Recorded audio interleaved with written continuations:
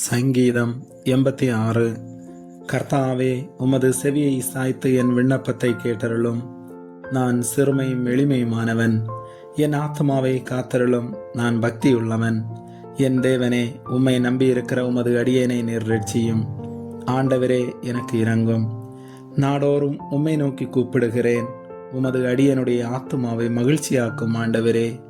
உம்மிடத்தில் என் ஆத்மாவை உயர்த்துகிறேன். ஆண்டவரே, நீர் நல்லவரும் மன்னிக்கிறவரும் உம்மை நோக்கி கூப்பிடுகிற யாவர் மேலும் கிருபை மிகுந்தவருமாயிருக்கிறீர்.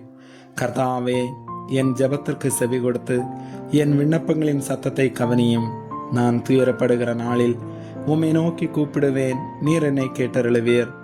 ஆண்டவரே, தேவர்களுக்குள்ளே உமக்கு நிகரும் இல்லை. உம்முடைய கிரியைகளுக்கு ஒப்பும் இல்லை. ஆண்டவரே, நீர் உண்டாக்கின எல்லா ஜாதிகளும் வந்து உமக்கு முன்பாக பணிந்து உமது நாமத்தை மகிமைப்படுத்துவார்கள்.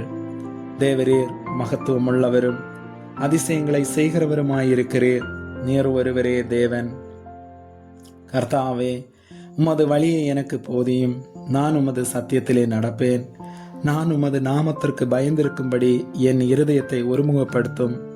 என் தேவனாகிய ஆண்டவரே, உம்மை என் முழு இருதயத்தோடும் துதித்து உமது நாமத்தை என்றென்றைக்கு மகிமைப்படுத்துவேன். நீர் எனக்கு பாராட்டின உமது கிருபை பெரியது. என் ஆத்துமாவை தாழ்ந்த பாதாளத்திற்கு தப்புவித்தீர். தேவனே, அகங்காரிகள் எனக்கு விரோதமாய் எழும்புகிறார்கள். கொடுமைக்காரராகிய கூட்டத்தார் என் பிராணனை வாங்க தேடுகிறார்கள்.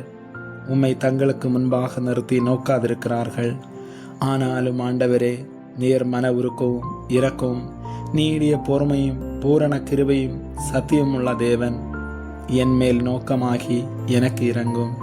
உமது வல்லமையை உமது அடியானுக்கு அருளி உமது அடியாளின் குமாரனை ரட்சியும்.